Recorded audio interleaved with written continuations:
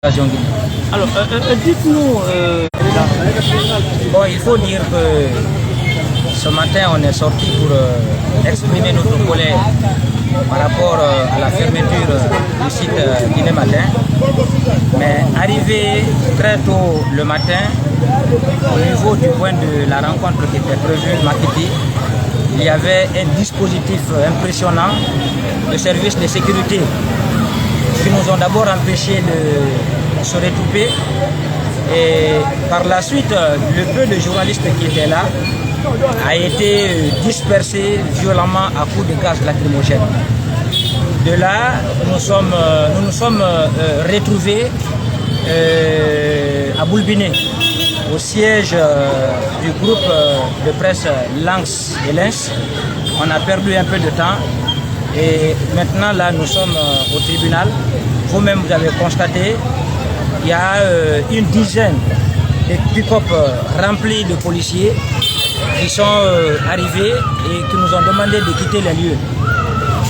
Donc aujourd'hui, il faut dire qu'on avait encore de l'espoir, mais avec ce qui se passe, il faut dire que nous sommes dans une véritable dictature. Il ne faut pas avoir peur de dire les mots, mais on ne peut pas, dans un pays, empêcher, surtout des journalistes, de venir dire leur colère. Aujourd'hui, il y a une restriction au niveau de la liberté de la presse. Il y a une tentative de bâillonnement de cette liberté. Vous avez constaté, nous sommes là, mais même ici, on nous empêche vraiment de se regrouper. Donc, on ne croyait franchement pas que le CNRD allait faire cette déclaration de guerre contre la presse. Mais visiblement, c'est une guerre qui est déclenchée aujourd'hui contre les journalistes. Et ce que ça donne comme signal, je crois que ça participe à la diabolisation de notre pays. C'est un pays aujourd'hui où les libertés, les droits ne sont plus respectés. C'est très malheureux pour nous et je crois que ça vient carrément contrecarrer le premier discours qui a été tenu par le colonel Mamadi Doumbouya. Donc c'est une déception totale au niveau de la presse par rapport à tout ce qui se passe aujourd'hui. On est complètement en danger aujourd'hui. Dites-nous, qu'est-ce que vous attendez devant le tribunal? Au tribunal, il y a 13 de nos confrères, 13 journalistes qui ont été violemment interpellés. Parmi eux, il y a des femmes, il y a des blessés, parce que certains ont reçu des projectiles.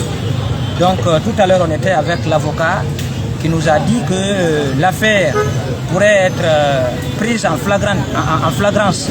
Donc ils pourraient être jugés. Donc ils sont là, ils attendent le procès verbal, voir la suite des choses. Mais je crois que la priorité d'abord devrait être de s'occuper de ceux-là qui sont blessés. Mais très malheureusement, je crois que c'est pas ce qui est en train d'être fait. Et vous avez parmi nos confrères des gens qui sont en train de souffrir parce qu'ils sont blessés. Il y a du sang sur leur corps, mais ça ne dit rien aux juges. On est en train de voir, je crois que c'est véritablement un procès de la honte qui va s'organiser tout à l'heure. Une véritable conspiration contre la presse guinéenne. On est vraiment déçus. Merci, monsieur.